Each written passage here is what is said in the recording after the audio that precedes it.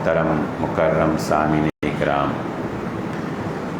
ہر قسم کی تعریفات اس خالق مالک ارض و سماوات کے لیے، اور لاکھوں کروڑوں درود و سلام آپ محمد مصطفیٰ صلی اللہ علیہ وآلہ وسلم کی ذات اقدس پر۔ ہماری آج کی گفتگو رسول اللہ صلی اللہ علیہ وآلہ وسلم کی وفات کے بارے میں ہوگی کہ آپ صلی اللہ علیہ وآلہ وسلم کے آخری لمحات جو دنیا کے اندر گزرے وہ کس طرح سے گزارے گئے۔ بلا شبہ یہ سیرت کا ایک بہت اہم پہلو ہے کہ اگر کائنات کے اندر اللہ کے حبیب محمد الرسول اللہ صلی اللہ علیہ وآلہ وسلم ہمیشہ زندہ نہیں رہے تو کوئی اور اللہ رب العزت کا اتنا محبوب نہیں ہے کہ اسے ہمیشہ کے لیے زندگی دی جا سکے۔ جس نے دنیا میں ایک دفعہ آنکھ کھولی ہے، جس جان میں جان ڈالی گئی ہے، اس نے ایک دن بے جان ہونا ہے، اور اس کا ایک وقت مقرر ہے۔ جب وہ وقت آ جاتا ہے پھر اس سے لمحہ بھر بھی تاخیر نہیں کی جا سکتی۔ رسول اللہ صلی اللہ علیہ وآلہ وسلم کی دنیا میں تشریف آوری اللہ رب العزت کا انسانیت کے اوپر ایک احسان تھا۔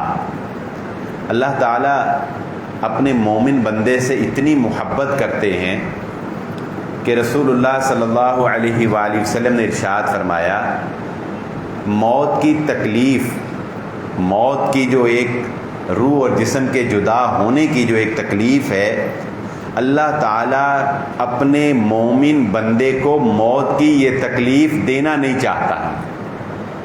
اللہ تعالیٰ اپنے بندے کو موت کی یہ تکلیف دینا نہیں چاہتا، لیکن اللہ تعالیٰ اپنے بندے کو اپنے پاس بلانا چاہتا ہے، اپنے بندے سے اپنے پاس بلا کر ملاقات کرنا چاہتا ہے۔ تو اب اس ملاقات کے لیے، اپنے پاس بلانے کے لیے جو اللہ نے نظام کائنات رکھا ہے، اس میں موت ایک لازمی امر ہے۔ چنانچہ رسول اللہ صلی اللہ علیہ وآلہ وسلم نے فرمایا، پھر اللہ تعالیٰ اپنی ملاقات کو ترجیح دیتے ہوئے کہ میں نے اپنے بندے سے ملاقات ضرور کرنی ہے، میں نے اپنے بندے کو اپنے پاس ضرور بلانا ہے، اس بات کو پورا کرنے کے لیے اللہ رب العزت اس کی موت کا فیصلہ فرما دیتے ہیں۔ چنانچہ رسول اللہ صلی اللہ علیہ وآلہ وسلم کی بھی اللہ رب العزت سے ملاقات کا وہ وقت تھا کہ جس کی پیشین گوئی رسول اللہ صلی اللہ علیہ وآلہ وسلم نے حجۃ الوداع کے موقع کے اوپر بھی کر دی تھی کہ جب آپ نے صحابہ کو کہا کہ مجھ سے حج کے مناسک سیکھ لو، کیا پتہ دوبارہ محمد صلی اللہ علیہ وآلہ وسلم تمہارے درمیان موجود ہوں یا کہ نہ موجود ہوں۔ اور اذا جاء نصر اللہ والفتح، جب یہ سورہ مبارک نازل ہوئی تب بھی اکثر فقہا جو صحابہ تھے، یعنی فہم و فراست رکھنے والے، وہ بھی اس بات کو بھانپ گئے تھے کہ آپ صلی اللہ علیہ وآلہ وسلم کا مشن مکمل ہو گیا ہے، اور یہ صورت اس بات کی طرف اشارہ ہے کہ اب آپ ہمارے درمیان زیادہ دیر باقی نہیں رہیں گے، اللہ آپ کو اپنے پاس بلا لے گا۔ رسول اللہ صلی اللہ علیہ وآلہ وسلم نے اپنی زندگی کی جو باجماعت امامت کے منصب پر فائز ہوتے ہوئے جو آخری نماز پڑھائی تھی وہ مغرب کی نماز تھی، جس میں آپ نے سورۃ المرسلات کی مغرب کی نماز میں تلاوت فرمائی۔ اس کے بعد آپ صلی اللہ علیہ وآلہ وسلم کی طبیعت بحال نہ رہی، یعنی آپ بیمار ہو گئے اور آپ کا بخار جو ہے وہ بہت زیادہ تیز تھا کہ پھر آپ صلی اللہ علیہ وآلہ وسلم مسجد تشریف نہ لا سکے۔ نبی صلی اللہ علیہ وآلہ وسلم اس بیماری کے عالم میں بھی عدل اور انصاف کا تقاضا پورا کرتے ہوئے جس زوجہ کی باری ہوتی تھی اللہ تعالیٰ عنہ کے گھر ٹھہرنے کی اجازت دے دی تھی، اس لیے آپ نے اپنی زندگی کے آخری ایام حضرت عائشہ صدیقہ رضی اللہ تعالیٰ عنہ کے حجرہ مبارک میں گزارے تھے۔ حضرت عائشہ فرماتی ہیں کہ نبی صلی اللہ علیہ وسلم کو جب میرے حجرہ میں لایا گیا تو حضرت میمونہ کے گھر آپ کی باری تھی، تو آپ اس قدر کمزور ہو چکے تھے کہ حضرت عباس اور حضرت علی رضی اللہ تعالیٰ عنہما نے آپ کے اپنے کندھوں پر آپ کا بازو ایسے رکھا، ایک طرف عباس نے ایک طرف علی نے، تو آپ کے پاؤں مبارک جو ہیں وہ آپ اٹھا بھی نہیں پا رہے تھے، یعنی آپ کے پاؤں جو ہیں وہ زمین کے ساتھ ایسے لگتے ہوئے آ رہے تھے، اور وہ دونوں نے رسول اللہ صلی اللہ علیہ وآلہ وسلم کو حضرت عائشہ کے حجرہ میں پہنچایا۔ اب وہاں پر لا کر رسول اللہ صلی اللہ علیہ وسلم نے فرمایا کہ میرے اوپر پانی گرایا جائے۔ جب بخار بہت تیز ہوتا ہے نا تو آپ دیکھیں پانی کی پٹیاں کرتے ہیں، یا بچے کو آپ ہاسپٹل لے کے جاتے ہیں تو سب سے پہلے اس کو جو ہے وہ نہلایا جاتا ہے پانی کے ساتھ بخار اتارنے کے لیے۔ تو رسول اللہ صلی اللہ علیہ وآلہ وسلم کا بخار جو تھا وہ اتنا تیز تھا کہ 7 مشکیزیں، حضرت عائشہ فرماتی ہیں کہ رسول اللہ صلی اللہ علیہ وسلم نے فرمایا کہ میرے اوپر پانی انڈیلو، چنانچہ 7 مشکیزیں رسول اللہ صلی اللہ علیہ وآلہ وسلم کے اوپر پانی کے بہائے گئے۔ پھر آپ صلی اللہ علیہ وآلہ وسلم کو کچھ افاقہ ہوا، آپ نے ہاتھ کے اشارے سے ان کو روک دیا تو وہ رک گئے۔ رسول اللہ صلی اللہ علیہ وآلہ وسلم کے ساتھ خیبر کے موقع کے اوپر ایک یہودی عورت نے دعوت کر کے یہ فراڈ بھی کیا تھا کہ اس نے کھانے کے اندر زہر ملا دیا تھا۔ رسول اللہ صلی اللہ علیہ وآلہ وسلم نے ابھی ایک لقمہ لیا تھا تو آپ صلی اللہ علیہ وآلہ وسلم کو خبر کر دی گئی تھی کہ یہ جو کھانا ہے یہ مسموم ہے، یعنی اس میں یہ زہر آلود ہے، اس کو نہ کھائیے۔ تو آپ نے وہ لقمہ اسی وقت اپنے منہ مبارک سے باہر نکال دیا تھا، لیکن وہ زہر اتنا تیز تھا کہ اس کے کچھ نہ کچھ اثرات صرف منہ میں ڈالنے سے، لقمہ منہ میں ڈالنے سے اس کے کچھ نہ کچھ اثرات وہ بہرحال رسول اللہ صلی اللہ علیہ وآلہ وسلم کے جسم میں چلے گئے تھے۔ آپ صلی اللہ علیہ وآلہ وسلم نے اپنی مرض الموت کے اندر، یعنی جب آپ کے یہ آخری ایام تھے، آپ نے حضرت عائشہ صدیقہ رضی اللہ تعالیٰ عنہ کو یہ بات ارشاد فرمائی تھی کہ عائشہ، وہ زہر جو مجھے خیبر میں دیا گیا تھا، جب سے وہ میں نے وہ لقمہ کھایا ہے، اس کے بعد سے اس زہر کی تکلیف میں اپنے جسم میں محسوس کرتا رہا ہوں، یعنی اس کی وجہ سے دن بدن آپ کی طبیعت جو ہے وہ ڈاؤن ہوتی رہی تھی۔ اور آپ صلی اللہ علیہ وسلم نے فرمایا کہ وہ تکلیف بسا اوقات اتنی زیادہ محسوس ہوتی ہے کہ مجھے لگتا ہے کہ اس کی وجہ سے میری شہرت کٹ جائے گی، یعنی میری موت واقع ہو جائے گی۔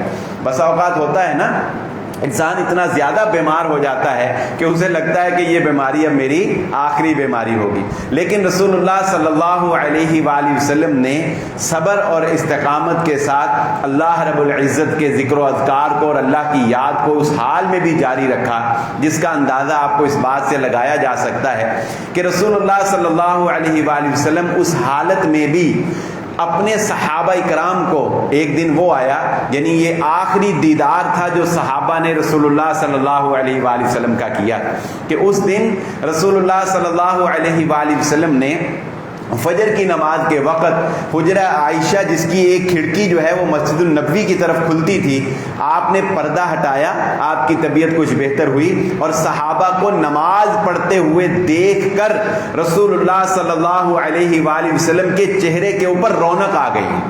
صحابہ اکرام کا وہ اینگل کچھ اس طرح کا تھا کہ آپ دیکھیں کہ نماز پڑھتے ہوئے بھی اگرچہ آپ کی نظر تو نیچے ہوتی ہے، لیکن ہماری آنکھ کا ڈایا جو ہے وہ بہت بڑا ہوتا ہے، ہمیں دائیں بائیں سے، میں اگر ایسے دیکھ رہا ہوں تو مجھے ادھر ہونے والا حرکت اور ادھر ہونے والی حرکت بھی نظر آتی، تو ایک بہت بڑا ڈایا کور کرتی۔ تو صحابہ نے بھی اگرچہ نماز پڑھ رہے تھے لیکن حرکت کھڑکی کی محسوس ہوئی، تو صحابہ کو بھی پتہ چل گیا کہ رسول اللہ صلی اللہ علیہ وآلہ وسلم ان کو دیکھ رہے ہیں۔ حتیٰ کہ حضرت ابوبکر صدیق رضی اللہ تعالیٰ عنہ نے تھوڑا سا نماز میں اپنے قدموں کو پیچھے بھی کیا، یہ ظاہر کرنے کے لیے کہ اگر اللہ کے نبی صلی اللہ علیہ وسلم تشریف لائیں تو میں پیچھے ہو جاؤں اور محمد الرسول اللہ صلی اللہ علیہ وآلہ وسلم امامت کروائیں، لیکن نبی صلی اللہ علیہ وسلم نے ان کو اشارے سے روکا۔ اور روایات میں یہاں تک آتا ہے کہ صحابہ کو نبی صلی اللہ علیہ وآلہ وسلم کے اس دیکھنے کی اتنی خوشی ہوئی کہ قریب نصیب تھا کہ کہیں صحابہ کرام نماز توڑ کر رسول اللہ صلی اللہ علیہ وسلم کا دیدار کرنے لگ جاتے. یعنی اتنی محبت تھی رسول اللہ صلی اللہ علیہ وآلہ وسلم کے ساتھ صحابہ کی کہ آپ کی ایک جھلک دیکھنے کے لیے وہ بے تاب ہو جایا کرتے. چنانچہ رسول اللہ صلی اللہ علیہ وآلہ وسلم نے پھر وہ پردہ آگے کر دیا اور پھر آپ صلی اللہ علیہ وآلہ وسلم لیٹ گئے. اللہ کے نبی صلی اللہ علیہ وآلہ وسلم نے اپنی زندگی کے آخری ایام میں بھی صحابہ کو جو تلقین فرمائی اس میں سب سے اہم بات تھی الصلاۃ، نماز کا اہتمام کرنا، میری امت نماز کو نہ چھوڑنا. پھر رسول اللہ صلی اللہ علیہ وسلم نے دوسری تلقین فرمائی، اے میرے صحابہ، میرے دنیا سے رخصت ہو جانے کے بعد جو سفیر آتے ہیں، جو دوسرے ملکوں کے مہمان تمہارے پاس آتے ہیں، ان کے ساتھ اسی طرح اچھا سلوک کرنا جس طرح میں محمد صلی اللہ علیہ وسلم ان کے ساتھ اچھا سلوک کرتا رہا. اور تیسری بات بھی رسول اللہ صلی اللہ علیہ وآلہ وسلم نے یہ ارشاد فرمائی، ایک روایت میں آتا ہے کہ اللہ کے نبی صلی اللہ علیہ وسلم نے فرمایا تھا کہ یہودیوں کو جزیرۃ العرب میں نہ رہنے دینا، ان کو جزیرۃ العرب سے نکال دینا. یہ بات رسول اللہ صلی اللہ علیہ وسلم نے کیوں فرمائی؟ کیونکہ غزوہ احزاب کو تحریک دینے والے یہودی تھے، مسلمانوں کے خلاف سازشانہ ذہنیت رکھنے والے، اور مسلمانوں کے ہی نہیں بلکہ دنیا کو ہمیشہ انتشار میں مبتلا کرنے کی سوچ رکھنے والی قوم جو ہے یہ قوم یہود تھی. انشاءاللہ کبھی موقع ملا تو میں اس پر گفتگو کروں گا کہ اسرائیل دنیا کے لیے خطرہ کیوں ہے اور وہ کون سے دہشت گردانہ عزائم ہے جو یہودی اور اسرائیل جو پورے کر رہا ہے. یعنی کہ تمام تر بڑے بڑے حادثات جو آپ کو دنیا میں ہوتے ہوئے نظر آتے ہیں ان کے پیچھے اسرائیل کا ہاتھ ہوتا ہے. تو یہ پیشین گوئی تھی محمد الرسول اللہ صلی اللہ علیہ وآلہ وسلم کی کہ جزیرۃ العرب میں اگر امن چاہتے ہو، جزیرۃ العرب میں اگر امن چاہتے ہو تو یہودیوں کو یہاں سے نکال دینا، یہ تمہیں یہاں پر پرامن طریقے سے نہیں رہنے دیں گے. انہوں نے نبیوں کو آج تک سکون نہیں لینے دیا، اللہ کے برگزیدہ بندوں کو یہ تمہیں کیسے سکون لینے دیں گے. چنانچہ محمد الرسول اللہ صلی اللہ علیہ وآلہ وسلم جو کہ آپ کے معمولات تھے، بہت سی باتیں ہمیں اس میں سیکھنے کو ملتی ہیں. آپ صلی اللہ علیہ وآلہ وسلم کے معمولات میں ایک معمول یہ بھی تھا کہ آپ اپنے اوپر دم کیا کرتے تھے. حضرت عائشہ صدیقہ رضی اللہ تعالیٰ عنہ فرماتی ہیں کہ اللہ کے نبی صلی اللہ علیہ وآلہ وسلم آخری ایام میں اس قدر بیمار تھے اور آپ کی کمزوری اتنی غالب آ گئی تھی کہ آپ اپنے اوپر دم بھی نہیں کر پاتے تھے. چنانچہ پھر حضرت عائشہ صدیقہ رضی اللہ تعالیٰ عنہ نے رسول اللہ صلی اللہ علیہ وآلہ وسلم کو معوذتین یعنی سورۃ الفلق اور سورۃ الناس پڑھ کے حضرت عائشہ صدیقہ رضی اللہ تعالیٰ عنہ رسول اللہ صلی اللہ علیہ وآلہ وسلم کو دم کیا کرتی تھی. آپ کی اسی مرض الموت میں آپ کی بیٹی، آپ کی لخت جگر حضرت فاطمہ رضی اللہ تعالیٰ عنہ تشریف لاتی.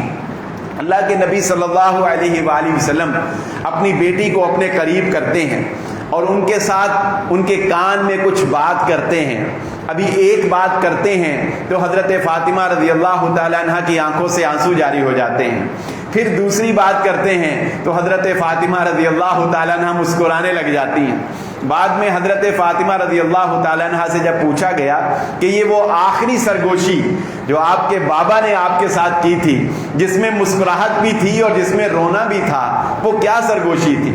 تو فرمایا حضرت فاطمہ نے کہ پہلی مرتبہ مجھے میرے بابا نے یہ بات بتائی تھی کہ اے میری بیٹی، میری یہ بیماری میری زندگی کی آخری بیماری ہے، میں اس بیماری سے بازیاب نہیں ہو سکوں گا اور میں اپنے اللہ کے پاس چلا جاؤں گا.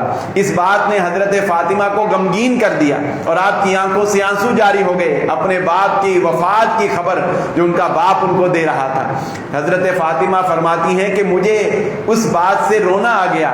پھر میرے نبی محمد رسول اللہ صلی اللہ علیہ وسلم فرمایا میری بیٹی رونا مت، اس لیے کہ میں تمہیں یہ خوشخبری سناتا ہوں کہ میرے دنیا سے چلے جانے کے بعد جنت میں سب سے پہلے جس کی میرے ساتھ ملاقات ہوگی وہ تم فاطمہ ہی ہوگی. میرے ساتھ سب سے پہلے میری بیٹی کی ملاقات ہوگی. حضرت فاطمہ کی وفات، پھر رسول اللہ صلی اللہ علیہ وآلہ وسلم کی وفات کے کچھ ماہ بعد حضرت فاطمہ رضی اللہ تعالیٰ عنہ وفات پا گئی.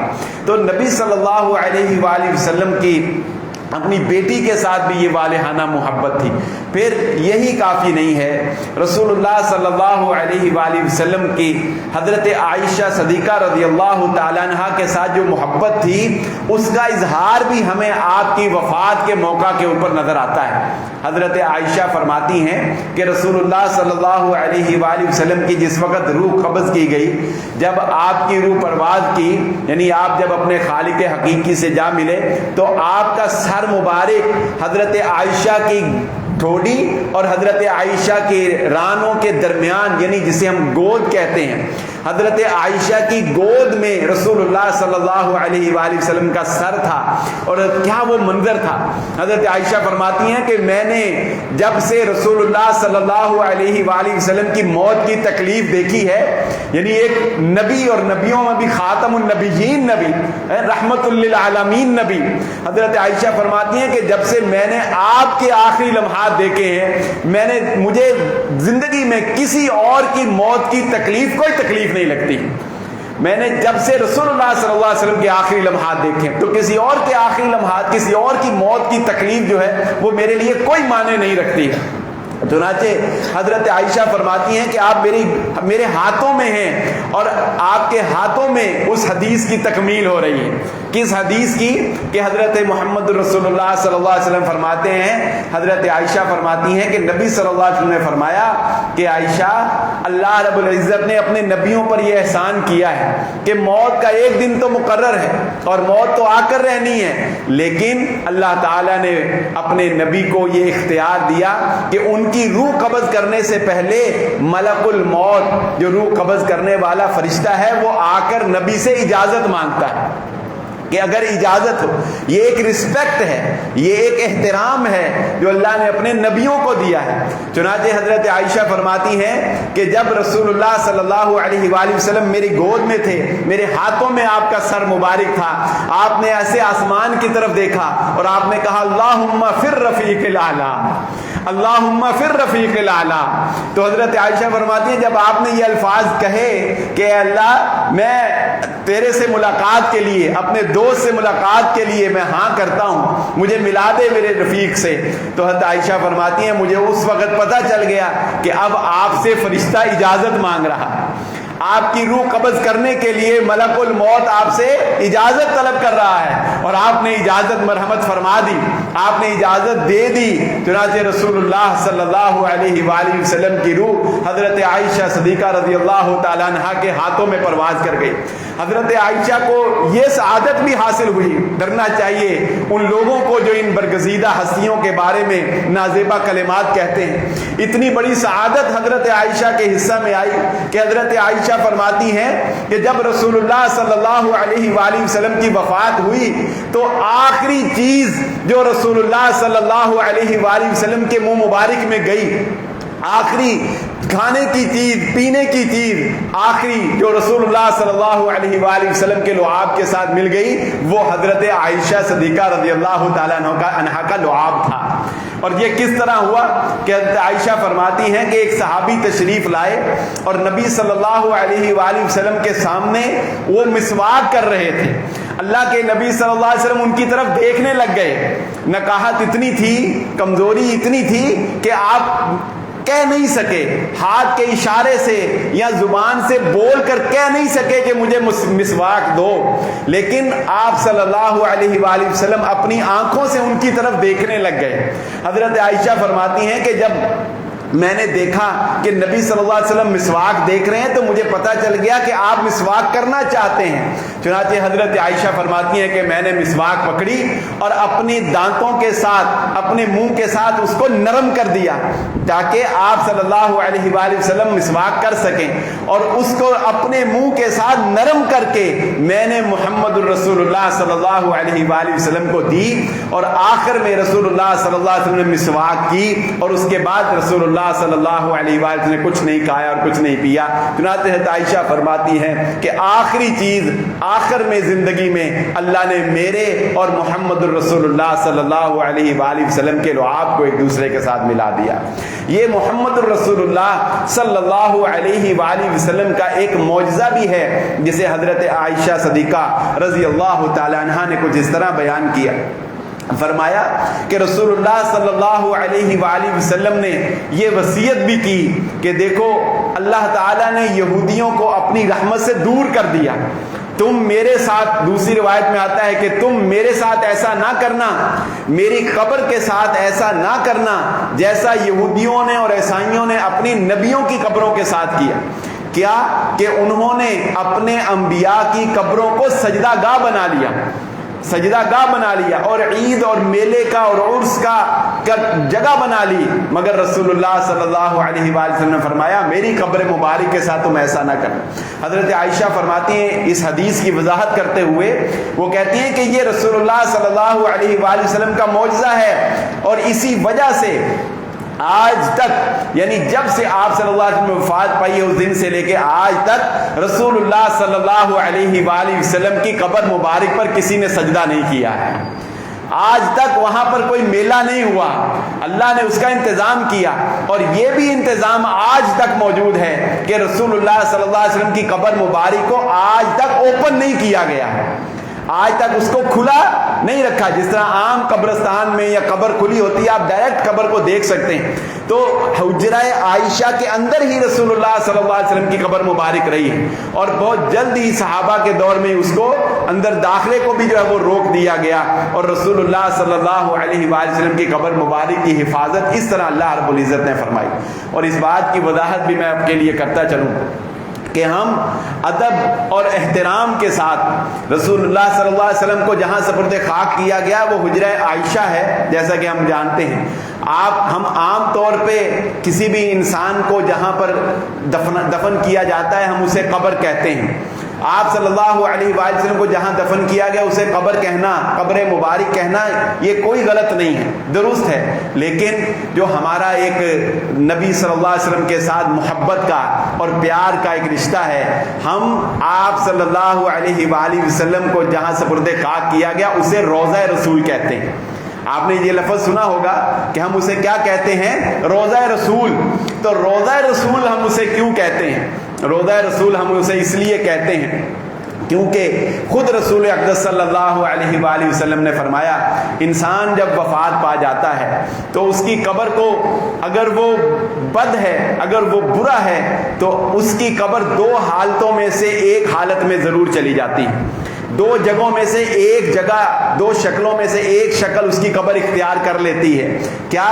ایک، اگر وہ انسان اچھا نہیں تھا، اگر وہ انسان برا تھا تو اس کی قبر جہنم کے گڑھوں میں سے ایک گڑھا بنا دی جاتی ہے۔ اللہ تعالی ہم سب کو اس سے محفوظ فرمائے، اللہ تعالی قبر کے عذاب سے اور قبر کی سختیوں سے ہمیں محفوظ فرمائے۔ فرمایا اس کی قبر حفرۃ من النار، جہنم کے گڑھوں میں سے گڑھا بنا دی جاتی ہے، لیکن اگر انسان نیک تھا، اگر انسان اچھا تھا تو اس کی قبر روضۃ من ریاض الجنہ، جنت کے باغوں میں سے ایک باغ بنا دی جاتی ہے۔ ریاض الجنہ، جنت کا ٹکڑا، جنت کا باغ بنا دی جاتی ہے۔ ہم اپنے نبی محمد صلی اللہ علیہ وآلہ وسلم کی قبر مبارک کو روضہ اقدس اس لیے کہتے ہیں کہ ہمیں یہ یقین ہے کہ آپ کو جہاں سپرد خاک کیا گیا وہ اب مٹی کی چار دیواری نہیں، وہ جنت کا باغ بن چکا ہے، وہ جگہ جنت کا باغ ہے، وہاں محمد رسول اللہ صلی اللہ علیہ وسلم کو اللہ رب العزت جنت کی نعمتیں دے رہا ہے، اور یہ سب کیسے ہوتا ہے یہ ہماری عقلوں سے ماورا ہے، یہ ہم سمجھ نہیں سکتے، وہ برزخ کی دنیا ہے۔ رسول اللہ صلی اللہ علیہ وآلہ وسلم کی وفات کے بارے میں امت کے درمیان بہت سے اختلافات بھی ہیں، آپ اس بات کو سمجھتے ہیں۔ ان اختلافات کا حاصل ایک بات سمجھ لیجئے، ایک بات صرف سمجھ لیجئے، یہ حیاتی اور مماتی کے چکروں میں نہ پڑیے، ایک بات سمجھ لیجئے، یہ تمام روایات جو میں نے آپ کے سامنے بیان کی ہیں یہ متفق علیہ ہیں، کوئی ضعیف، کوئی من گھڑت باتیں نہیں ہیں۔ رسول اللہ صلی اللہ علیہ وآلہ وسلم کی وفات کا تذکرہ جیسے میں نے آپ کے سامنے رکھا ایسے ہی موجود ہے، کوئی بات رہ گئی ہو تو ایک الگ بات ہے، مگر اس میں جو باتیں ہوئی ہیں وہ اپنی طرف سے کوئی نہیں ہے۔ ان تمام باتوں سے ہمیں یہ پتہ چلتا ہے کہ رسول اللہ صلی اللہ علیہ وآلہ وسلم کی وفات ہوئی ہے اور آپ اس دنیا سے تشریف لے گئے ہیں اور آپ کو غسل دیا گیا ہے اور آپ کو کفن دیا گیا ہے اور آپ کو حجرہ عائشہ میں سپرد خاک کیا گیا ہے. اب حیاتی مماتی کا جو چکر ہے وہ سمجھ لیجئے کہ رسول اللہ صلی اللہ علیہ وآلہ وسلم برزخ کی زندگی میں حیات ہیں, زندہ ہیں, اور انبیاء کرام کی اجساد کو حرام کر دیا اللہ نے مٹی کے اوپر کہ وہ انبیاء کے جسموں کو نقصان پہنچائے. لیکن بات صرف اتنی ہے بھائیوں کہ اس زندگی کو ہم سمجھ نہیں سکتے. برزخ کی زندگی زندگی ہے. برزخ کا معنی ہی ہوتا ہے پردہ, وہ ایک پردہ حائل ہے, ہم اس کو سمجھ نہیں سکتے وہ کیسی زندگی ہے, وہ کیسی دنیا ہے. حضرت موسیٰ علیہ السلام کو رسول اللہ صلی اللہ علیہ وسلم قبر میں نماز پڑھتا دیکھ رہے ہیں, پھر حضرت موسیٰ کو آسمان پر دیکھ رہے ہیں. یہ سب کیا ہے؟ سارے انبیاء کو بیت المقدس میں رسول اللہ صلی اللہ علیہ وسلم کے پیچھے امامت کے لیے جمع کر دیا گیا ہے. حضرت ابراہیم کو جنت میں بھی دیکھ رہے ہیں. یہ سب کیا ہے؟ یہ برزخ کی زندگی. یہ ہم سمجھنے سے قاصر ہیں. اس لیے صرف اتنا ایمان لے آنا ہمارے لیے ضروری ہے کہ جس طرح ہر نبی نے وفات پائی, اسی طرح محمد الرسول اللہ صلی اللہ علیہ وآلہ وسلم نے بھی وفات پائی اور رسول اللہ صلی اللہ علیہ وسلم کو سپرد خاک کیا گیا. اور میں تو یہ کہتا ہوں کہ مجھے بتائیے اس وقت نبی صلی اللہ علیہ وسلم کی وفات سے لے کے آج تک مسلمانوں میں اتنی کثیر تعداد مسلمانوں کی رہی ہے کہ شاید کوئی ایسا لمحہ ہو کہ رسول اللہ صلی اللہ علیہ وآلہ وسلم پر درود نہ پڑھا جاتا ہو. ہر وقت کہیں نہ کہیں رسول اللہ صلی اللہ علیہ وسلم پر درود پڑھا جا رہا ہے. اور جب نبی صلی اللہ علیہ وسلم پر درود پڑھا جاتا ہے تو یہ ہمارے جیسے گناہگاروں کے لیے شرف کی بات ہے کہ فرشتے ہمارا نام لے کر رسول اللہ صلی اللہ علیہ وسلم کو بتاتے ہیں کہ آپ کے اس امتی نے آپ کے اوپر درود پڑھا ہے. آپ صلی اللہ علیہ وسلم کو بتایا جاتا ہے, فرشتے خبر پہنچاتے ہیں. وہ کوئی زندگی ہے تو خبر پہنچتی ہے, وہ کوئی زندگی حیات ہے تو رسول اللہ صلی اللہ علیہ وسلم کی روح آپ میں لوٹائی جاتی ہے تو پہنچتی ہے. تو رسول اللہ صلی اللہ علیہ وآلہ وسلم جب وفات پا گئے اور اس حدیث کے اوپر عمل کرتے ہوئے کہ انبیاء جہاں وفات پاتے ہیں آپ کے جسد, آپ کے جسموں کا تقدس اور احترام کا تقاضا یہ ہے کہ آپ کے جسد کو وہاں سے اٹھایا نہیں جاتا جس طرح عام لوگوں کے جنازے اٹھا کر لیے قبرستان لے جائے جاتے, نہیں, بلکہ جہاں پر وہ وفات پاتے ہیں وہیں انہیں سپرد خاک کر دیا جاتا ہے. گویا حجرہ عائشہ کو اللہ رب العزت نے محمد رسول اللہ صلی اللہ علیہ وسلم کی آخری آرام گاہ کے لیے منتخب کر لیا تھا. چنانچہ وہاں پر آپ کو سپرد خاک کیا گیا اور آپ کا جنازہ, ابو داؤد کی روایت ہے, باقاعدہ اس طرح سے جنازہ نہیں پڑھا گیا جس طرح سے کہ عام انسان کا جنازہ پڑھا جاتا ہے. اس کی ایک وجہ ہے, اس کی ایک لاجک ہے. کیوں؟ اس لیے کہ عام انسان کا جو جنازہ پڑھا جاتا ہے تو اس میں ہم اس مرنے والے کی بخشش کے لیے دعا کرتے ہیں. جنازے کا بنیادی مقصد کیا ہوتا ہے؟ جیسا کہ رسول اللہ صلی اللہ علیہ وسلم نے فرمایا, جس کے جنازے میں 40 موحد لوگ شریک ہو کے اللہ سے اس کی سفارش کرتے ہیں, اللہ اس کی سفارش پر ان کو معاف فرما دیتا ہے. اللہ تعالی ہم سب کو یہ سعادت نصیب فرمائے.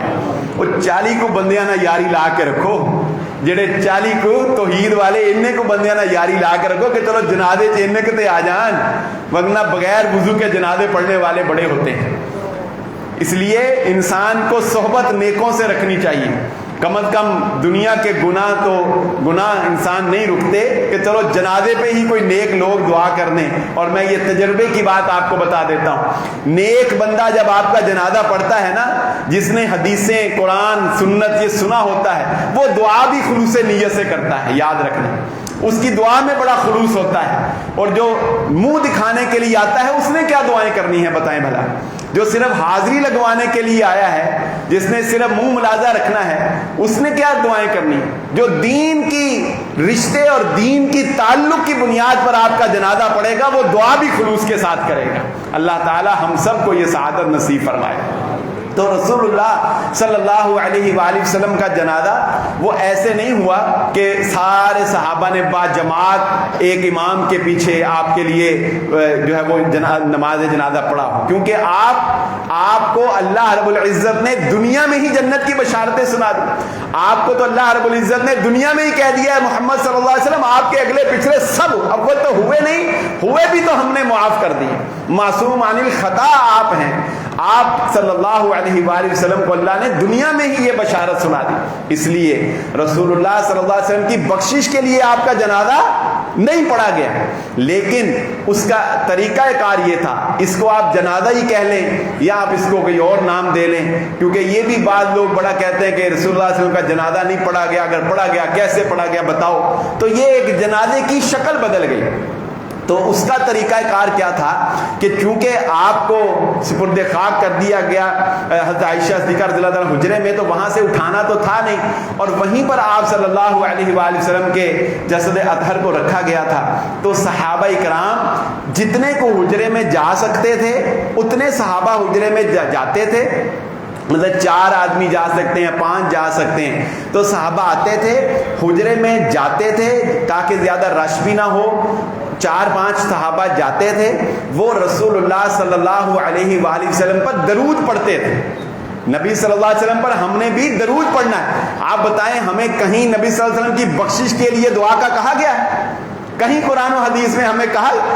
ہمیں دوسرے انسانوں کے لیے کہا گیا ہے. نبی کے بعد حضرت ابو بکر سے لے کر آخر تک ہر بندے کے لیے بخشش کی دعا ہم نے کرنی ہے، چاہے کوئی ولی ہے، چاہے کوئی کتنا بڑا کامل ہے، چاہے کوئی کہیں بھی پہنچ جائے، مگر ہم نے اس کا جنازہ بھی پڑھنا ہے اور اس کے لیے ہم نے بخشش کی دعا بھی کرنی.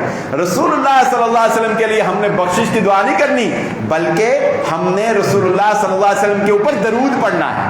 اور درود کا معنی یہ ہے جو میں پہلے بھی شاید بیان کر چکا.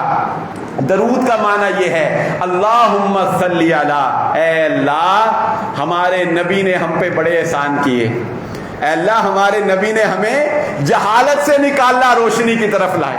ہمارے نبی نے ہمارے لیے راتوں کو اٹھ کے دعائیں کی. اے اللہ ہمارے نبی نے ہمیں تیرا پیغام پہنچایا، ہمیں تجھ سے ملایا، ہمیں توحید بتائی. ہمارے نبی نے ہمیں جینے کا سلیقہ سکھایا. ہمارے نبی نے ہمیں رشتوں کا تقدس بتایا. ہمارے نبی نے ہمیں طہارت کا طریقہ سکھایا. اے اللہ ہمارے نبی نے ہم پہ بڑے احسان کیے ہیں، ہم کیا کر سکتے ہیں؟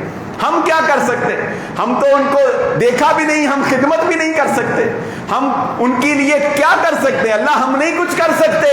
اللہ تو اپنے نبی کے ان احسانات کے بقدر جو اس نے ہم پہ کیے، تو ان کے اوپر رحمت نازل فرما، ان کے درجات کو بلندی عطا فرما.